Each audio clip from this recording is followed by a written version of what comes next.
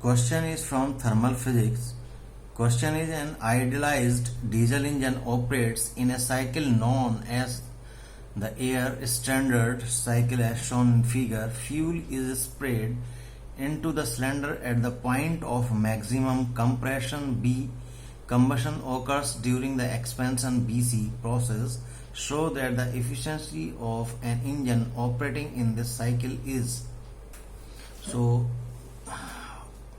in this question, PV indicator diagram is given, and now we have to analyze for the efficiency. So question is कि हमें इस पूरे process की cycle complete होने के बाद इंजन की इफिशिएंसी कितनी है, we have to calculate that. तो इस पीवी इंडिकेटर डायग्राम से सबसे पहले हमें फाइंड आउट करना पड़ेगा कि कौन सा प्रोसेस एडियाबैटिक है, आइसोथर्मल है या आइसोबैरिक है, ठीक है, या आइसोकोरिक है. तो यहां से शुरू करता हूं ए टू बी. तो प्रोसेस ए टू बी अगर देखें हम लोग, तो यहां पर ए पॉइंट पर वॉल्यूम V1 था और यहां से बी पॉइंट पर जब गए तो वॉल्यूम V2 है. मींस जैसे जैसे हम इस तरफ लेफ्ट की तरफ आए तो वॉल्यूम जो है कम होता चला गया. मींस एक तरीके से कंप्रेस्ड हो गई है ये साइकिल. और प्रेशर की बात करें यहाँ पर, तो प्रेशर अगर हम यहाँ पर बात करें तो यहाँ पर प्रेशर इस पॉइंट पर है और बी पॉइंट पर प्रेशर यहाँ पर है, ठीक है. तो प्रेशर भी चेंज हो रहा है, वॉल्यूम भी चेंज हो रहा है. तो इसका मतलब PV इक्वल्स टू NRT अगर हम लें, NR तो कांस्टेंट हो गया, बट इनमें चेंजेस होगा तो इसको कांस्टेंट बनाने के लिए मेरा टेम्परेचर भी चेंज होगा. सो AB process is adiabatic process. This is adiabatic process. और इसी तरह से अगर देखूं CD प्रोसेस भी, तो सेम थिंग उसके साथ भी है कि यहां पर VC है एट द पॉइंट C, और यहां पर अगर हम देखें, ठीक है, अगर हम यहां पर देखें इसको,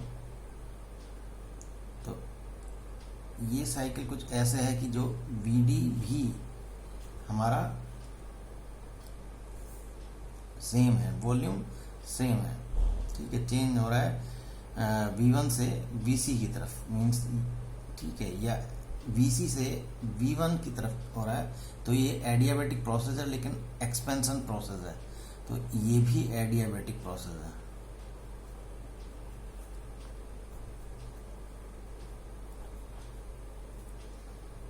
ठीक है, CD. अब प्रोसेस आता है AD. थोड़ा सा डायग्राम का ये थोड़ा सा चेंज करेंगे तो this line is like that, कि यहाँ पर आपका ये A पॉइंट आएगा, ठीक है, फॉर दिस लाइन. थोड़ा सा डायग्राम गलत बन गया है. तो अगर यहाँ पर देखें A पॉइंट और यहाँ पर D पॉइंट, तो volume is constant. In this volume is constant. So this is isochoric process, and now for the BC cycle, here pressure is constant. Here pressure is constant. So this is isobaric process. Now ये हमने PV indicator diagram से हमने ये find out कर लिया है कि कौन सी साइकिल, ठीक है, क्या है, एडियाबैटिक या आइसोथर्मल.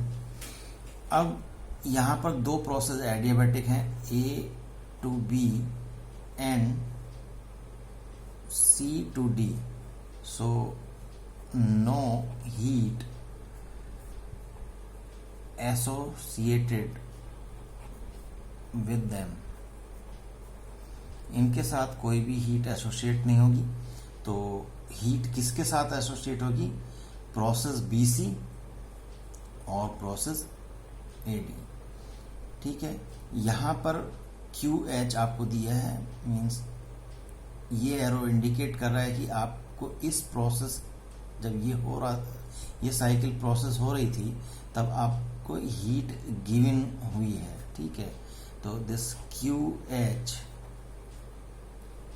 इज, ठीक है, and this is the isobaric process. तो QH, और rather we can say that QBC in this cycle is equals to NCP delta T, or delta T is TC minus TB. So this is the process. Now for this AD process, this QC is rejected, and this is constant volume process, or rather we can say QDA. So this is the constant volume. So NCV delta T, and here delta T is TA minus TD.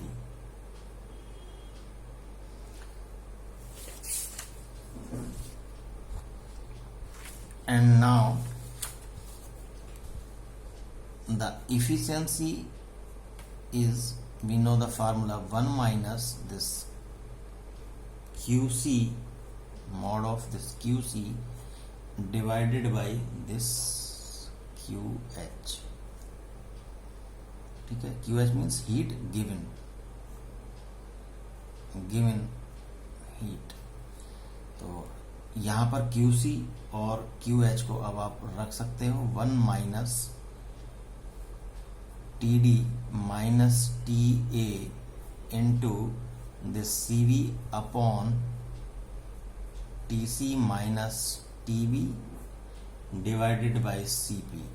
So the CV upon CP is nothing but 1 minus 1 upon gamma, and the temperature remains is here TD minus TA upon this TC minus TB.